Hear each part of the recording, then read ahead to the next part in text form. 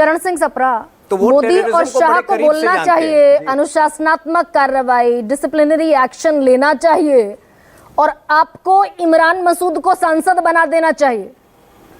मोदी की बोटी बोटी काट देंगे, ये पार्लियामेंट्री स्टेटमेंट है। देखिए, संसदीय है ये भाषा।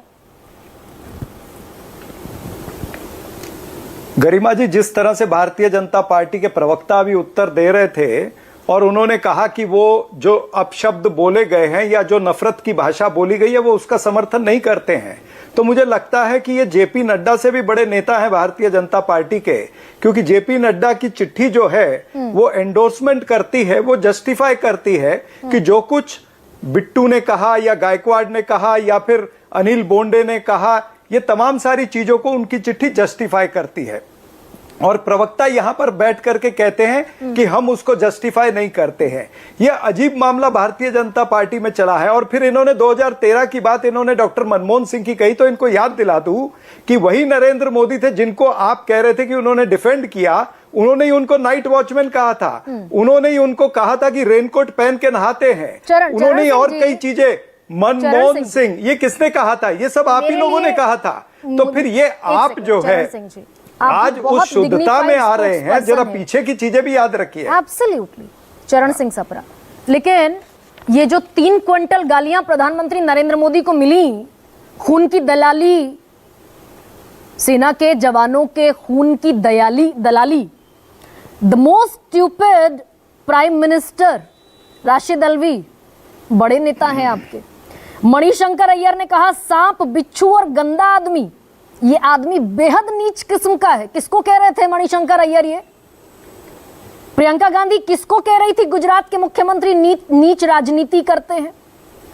इमरान मसूद किसको कह रहे थे कि बोटी बोटी काट देंगे? कॉन्स्टिट्यूशनली ऊंचा ओहदा है प्रधानमंत्री का देश, कहिए कि सबको निकाल देंगे पार्टी से, सब पर अनुशासनात्मक कार्रवाई होगी।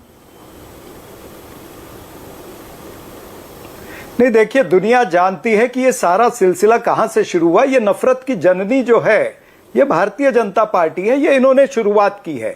और हम तो ये भी उदाहरण दे सकते हैं कि मणिशंकर अय्यर पर कांग्रेस पार्टी ने एक्शन लिया था, उनको सस्पेंड किया गया था, ये भी हम उदाहरण दे सकते हैं। लेकिन सवाल ये है, ये जो सारा षड्यंत्र रचा जा रहा है, मैं इसके ऊपर आना चाहता हूं कि किस तरह से ये वाक्य शुरू हुआ। ये वाक्य शुरू होते ही 2 जयचंद जो है उनको पहले उतारा गया, रवनीत बिट्टू को और तरविंदर मारवा को उतारा गया। उन्होंने जो कहना था अपशब्द कहे, धमकाया, वो सारी चीजें, नफरती चीजें की। फिर एक नफरती चिंटू आ गए शिंदे सेना के, उन्होंने कहा कि भाई 11 लाख रुपए दूंगा, जबान काट के ले आइए। फिर अनिल बोंडे आ गए हैं। ये तरविंदर सिंह मारवा, ये कांग्रेसी, कट्टर कांग्रेसी, 3 बार विधायक रहे, फिर उसके बाद फिर लड़े, 20 तक लड़े आपके यहाँ पर रहते हुए। रवनीत सिंह बिट्टू 3। मैं देता उत्तर।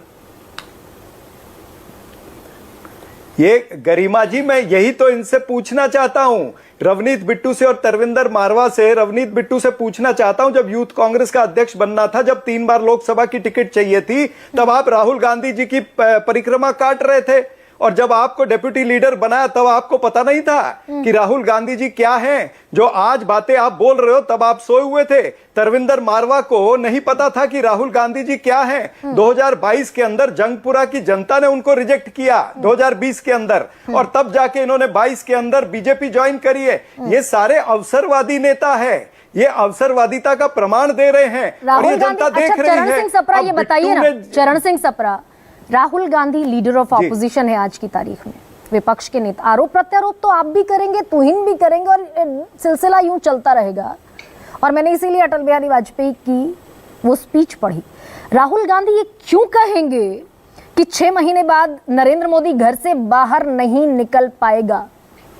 ऐसी भाषा का इस्तेमाल राहुल गांधी क्यों करेंगे? नहीं करना चाहिए ना। आज के देखिए, आप एक शब्द को पकड़ करके बात कर रहे हैं, लेकिन अगर आप वो सारा भाषण सुनेंगे तो उस भाषण का परिप्रेक्ष्य ये बनता है कि नरेंद्र मोदी जी ने और उनकी सरकार ने यहां पर न युवाओं के लिए काम किया है, न मजदूरों के लिए किया है, न मजलूमों के लिए किया है, न आदिवासी के लिए, न दलितों के लिए काम किया, न किसानों के लिए काम किया है, न महिलाओं के लिए काम किया है। उस चीज को उस लय में बोलते हुए वो सारे भाषण का पूरी परिप्रेक्ष्य में समझेगा। भारतीय जनता पार्टी की खूबी यही है, इनका जो व्हाट्सएप यूनिवर्सिटी है उसकी खूबी यही है कि वो मात्र 10 सेकंड का, 20 सेकंड का या 5 सेकंड का 2 लाइन 3 लाइन निकाल करके उसके ऊपर ये अपनी राजनीति करना चाहते हैं। मैं रविंद्र बिट्टू से पूछना चाहता हूं, एक मिनट मेरी बात पूरी होने दीजिए। चरण सिंह सप्रा, मौत का सौदागर हेडलाइन बनेगा ना? सांप, बिच्छू, नाली का कीड़ा, गंदी नाली का कीड़ा, ये हेडलाइन बनेगा कि नहीं बनेगा? नीच राजनीति हेडलाइन बनेगा कि नहीं बनेगा? आप कहते हैं फिर आप साफ मैं वही कह रहा हूं कि आखिर फैसला जो है वो जनता की अदालत में होता है, जनता की अदालत में वो निर्णय होते हैं। और रवनीत बिट्टू से ये भी पूछना चाहिए कि भाई आज आप उस पार्टी के साथ खड़े हो जिस पार्टी ने सिखों को, जो किसान सिख बैठे थे आंदोलन पर, उनको आपने क्या नहीं कहा? देशद्रोही कहा, आपने खालिस्तानी कहा, आपने आतंकी कहा। खुद रवनीत बिट्टू ने उस समय वो सिख जो बैठे थे किसान, उनको खालिस्तानी कहा।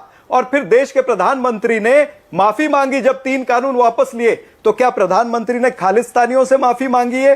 कि बिट्टू सही है कि प्रधानमंत्री सही है? ये बीजेपी के प्रवक्ता आज उत्तर दे दें। इसी बिट्टू ने उस पार्टी का जाकर के साथ लिया है जिसने गुरुद्वारा प्रबंधक कमेटियों को 2 फाड़ किया है। ये भाई भाषा का मयार, इसमें मौत का सौदागर या आतंकवादी और जीभ काट लेंगे से ज्यादा बेहतर शब्दों का इस्तेमाल, वोकैबुलरी रख लीजिए, डिक्शनरी रखिए पास में, कीजिए बढ़िया शब्दों का इस्तेमाल।